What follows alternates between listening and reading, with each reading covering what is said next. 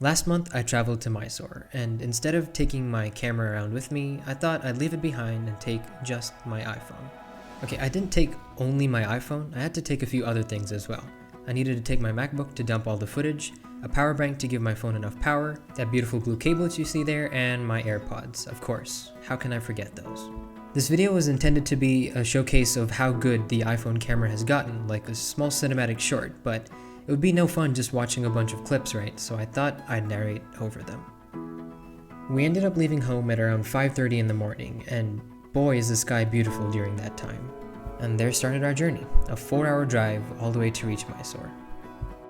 It's quite a long road there, but there's nothing a good podcast or a good movie can't solve.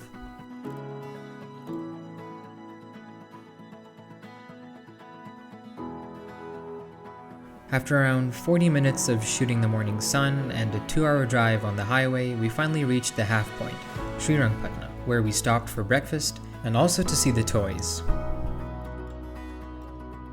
After a little more driving, we reached Rangantittu, the bird sanctuary.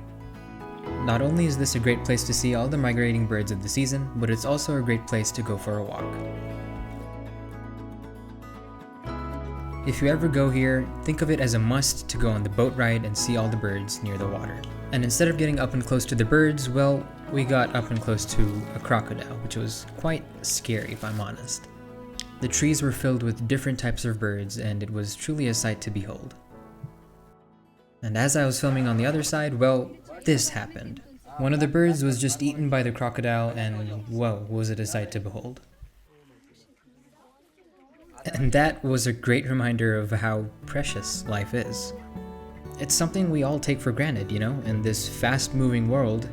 We forget to just take a step back and relax, because there's nothing better than living in the moment, right? We're so stuck in the web of comparison to others that we rarely step back and see how far we've come. And after a long walk around the sanctuary, it was time for us to leave and get on the road again.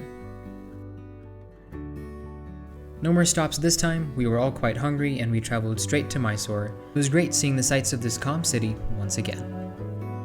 After stopping for lunch and taking some rest in our hotel room, we set out in the evening to visit the Mysore Palace. Luckily, the day we went was quite an important day and the palace lights were on, and it was a wonder to see. After a bunch of pictures there, we hopped onto a horse cart and traveled around the palace area. After everything that happened throughout the day, well, we were beat and we decided to call it a day.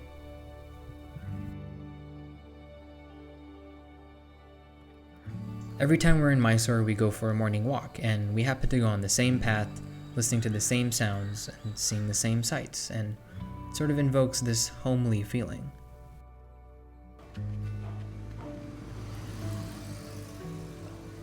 After our breakfast and a short drive, we ended up at the KRS backwaters. I wasn't allowed to use my camera inside the premises, and that was kind of a bummer. On the inside, I had a similar reaction to this kid right here. Then we had to head back and I had to get to some work because, college. After I finished my work, I decided to head back to the palace. Last year, at the same time, on the same day, I had clicked this photo, and I really wanted to recreate it again this time, but sadly, well, the gates were closed and I was too late. And surprisingly, well, that was the end to our 2-day unwinding trip at Mysore. The main reason I decided to make this sort of short film is because my visits to Mysore are sort of like magical healing moments for me. I tend to forget about all my worries, all my problems, and everything that's bothering me, and I just relax. We're all so caught up and stressed in our busy lives that we forget to take a step back and just unwind.